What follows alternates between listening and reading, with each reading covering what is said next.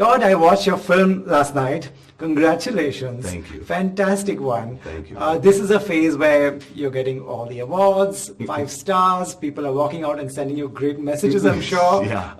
At what point, Todd, did you figure that, okay, I've got it right? Oh, not for a long time. I mean, once I got Joaquin in the movie, I thought we have a chance to make something really special. Right. But I don't think I really felt it was special until I started showing it to filmmaker friends of mine in the editing room and like bringing them over, because you get lost in it. You know what I mean? Yeah. You write something, you make something, you edit something. It's not new to you anymore. Right. And sometimes you're just looking at it going, is this just the worst thing ever? Or does it make sense? So you have to bring in other people. They watch it, and you kind of seeing it through their eyes for the first time. Do you do that often? You show it to other filmmakers, take their feedback? All the time. Yeah? Okay, all that's the time. great. And you said, once Joaquin was on board, that was quite a while later, you tried to convince him for very long. Yeah. Did you at some point reach a point where you were like, it's a damn good one, just sign it? I literally said that. I said that basically in my own language, not quite as nicely.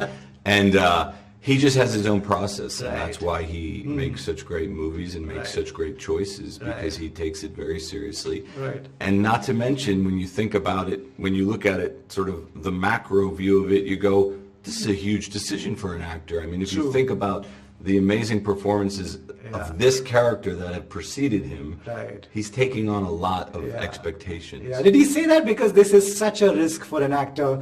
It's right now in the best hands, you and him and everyone else, but can go completely otherwise. Of course, and we didn't necessarily ever say it out loud, but it's always hanging over you. All this stuff.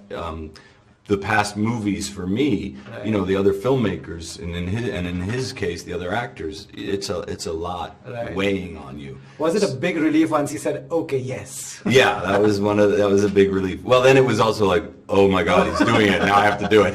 Right. You all wrote with Joaquin in mind. Yeah. Did he eventually deliver everything that you expected from him? Oh my God, yeah, and so much more. So much as more. Cliche as that sounds, No, but that's what a great actor does. Right. You give them hopefully a good or a great script, and they elevate it in ways that are hard to explain to people that that haven't read it or don't know how it works. Right. He doesn't just come in and read the lines and sit in the chair I tell him to sit in. Wow. He takes over, and it's a beautiful thing to watch. Right. I read a funny story where about him trying to audition for the laugh. What was that like? Well, what he was, because the laugh, as you know, in the movie is a really big part of it, and it's not an easy thing to do if you think about it. Like, okay, laugh now, like laugh like that, right? Alone. So he kept thinking, I don't know if I could do that, and he wanted me to come over to his house, and he sort of tried on like 3 or 4 different laughs before we honed in on it. But it was funny. Yeah, I mean, it was awkward and weird, but it was great and amazing to watch. Right.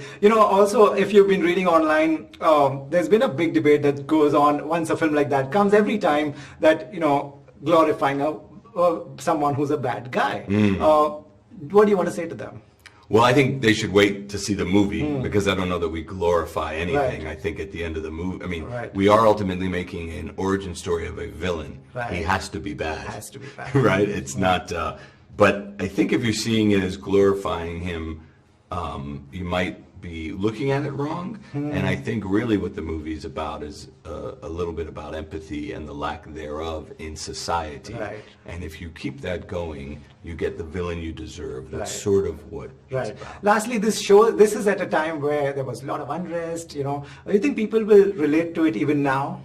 Well, yeah, I mean, I think, while the movie takes place in late 70s, early 80s, we wrote the movie in 2017. And I think as an artist, you can't help but hold a mirror up to society. Right. Great. It's a great one. You're going to have a Joker hangover for very long. Enjoy this one. Thank you, Rohit.